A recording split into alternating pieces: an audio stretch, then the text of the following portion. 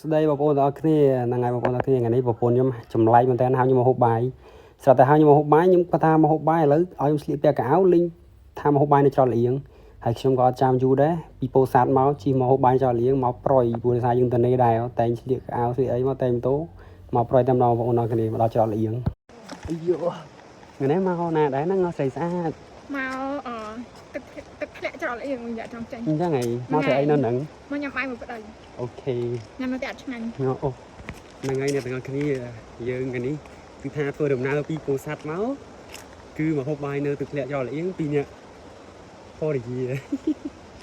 ដោយសារតែបាយនៅផ្ទះវាអត់ទៅឆ្ងាញ់ទេអញ្ចឹងយើងជិះពីពោធិ៍សាត់បាយនៅច្រកលៀងហើយណាមួយថ្ងៃនេះយើងរៀងតំណេពីការងារយើងក៏ឆ្លៀតមកនឹងហើយហើយទៅនេះភ្លេចហូបបាយនៅច្រកលៀងអស់គ្នាដើម្បីទទួលបានអារម្មណ៍ដែលថា fresh យល់ទេឥឡូវនេះយើងកំពុងតែយួរបាយមកមិញសំខាន់មកមិញកន្លែងទិញសមុទ្រក៏សួរថាពីអ្នកសោះហូបច្រើនមែនគាត់ថាទិញច្រើនមែន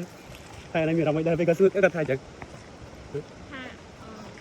អត់ដឹងថាមិនទេយើងមានលុយយើងហូបច្រើនហ្នឹងហើយយូយមែនទេយើងទិញហូបច្រើនព្រោះសារព្រឹកមិញយើងអត់ខប់អត់បាយតែពីព្រឹករហូតដល់ម៉ោងស្មាននេះជីពីពោធិ៍សាត់ម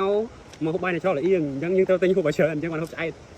ឥឡូវនេះចាំទៅមើលកន្លែងខ្ញុំអង្គុយហូបបាយអស់គ្នាអត់មានវីដេអូគេហ្នឹងវីដេអូអត់មានអីញ៉ៃច្រើនទេគាត់ថាចង់ប្រាប់ថាមកហូបបាយនៅច្រកលៀង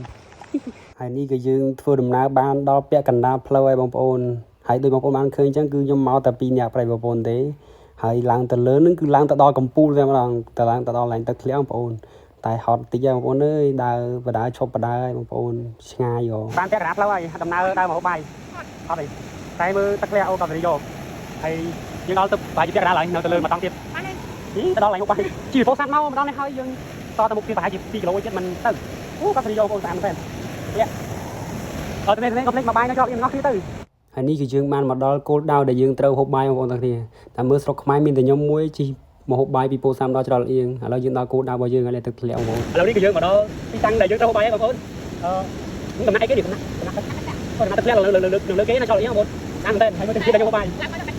ឡើងមកអត់តិចបងប្អូនណាសម្រាប់បងប្អូនមានគ្លីកអីបាក់ឡើងរបស់ខ្ញុំតែ2នាក់ទេស្រួលមែនទេឥឡូវក៏មើលយើងហូបបាយមកគ្នាវីដេអូហ្នឹងមកញ៉ាំបាយហើយមកប្រកួតទេសភាពទៅអញ្ចឹងណា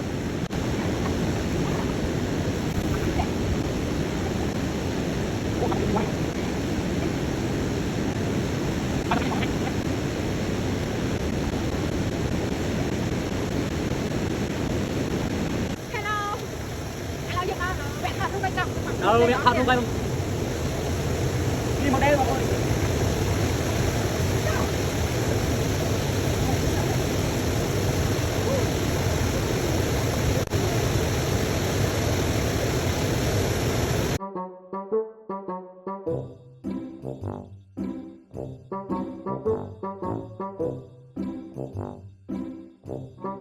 ហើយនេះគឺជាលទ្ធផលរូបភាពដែលយើងថតរយៈពេលជិត20ម៉ោងបងប្អូន